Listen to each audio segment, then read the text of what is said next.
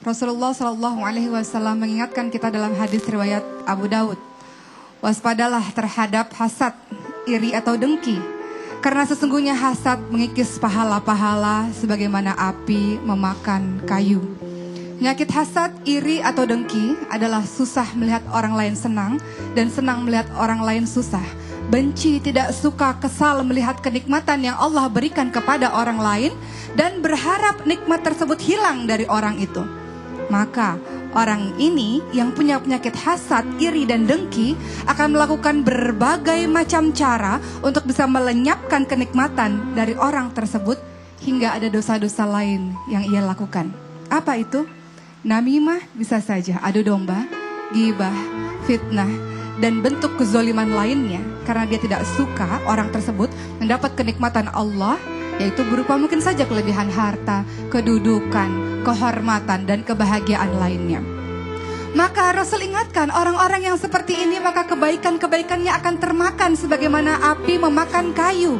Mungkin saja ibadah kita baik, kita sholat, kita puasa, kita mengaji, kita melakukan apa yang dicintai oleh Allah Subhanahu wa Ta'ala. Mungkin saja pemahaman ilmu agama kita baik, tapi kalau di dalam hati kita ada penyakit hati, yaitu iri, dengki, maka khawatir akan sia-sia kebaikan tersebut.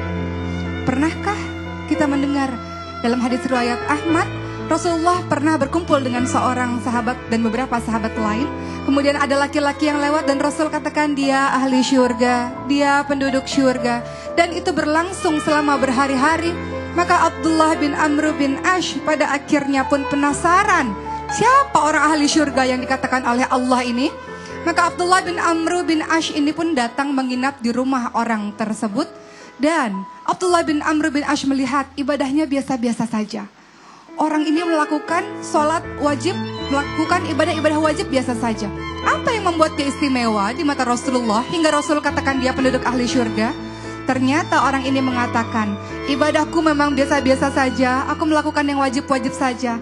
Tapi di hatiku tidak pernah ada rasa dengki, tidak pernah ada rasa iri, tidak pernah ada rasa hasad kepada nikmat yang Allah berikan kepada orang lain. Maka hatinya bersih. Lihat, bahaya bagi orang-orang yang iri, yang hasad, yang dengki, maka akan gelisahlah hatinya. Karena setiap hari ia sibuk dengan kelebihan orang lain saja dan dia sibuk memikirkan bagaimana cara menjatuhkan atau menzolimi orang tersebut. Padahal di dalam dirinya banyak sekali kebaikan-kebaikan yang bisa dia lakukan, yang bisa dia kembangkan. Dan jenis orang-orang yang seperti ini khawatir menentang akan takdir Allah. Kenapa? Ingat bahwa rizki tidak pernah tertukar.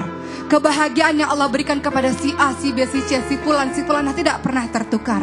Ketika dia benci akan kebahagiaan yang Allah berikan kepada orang lain, khawatir dia menentang takdir dari Allah Subhanahu wa Ta'ala.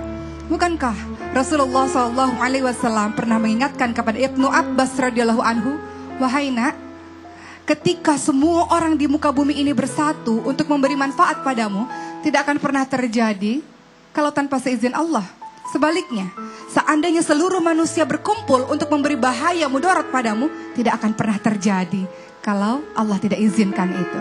Maka mudah-mudahan kita ingat dengan sabda Rasulullah SAW, janganlah kita saling membenci, janganlah kita saling mendengki, janganlah kita saling membelakangi, karena kita sesungguhnya hamba-hamba Allah yang bersaudara.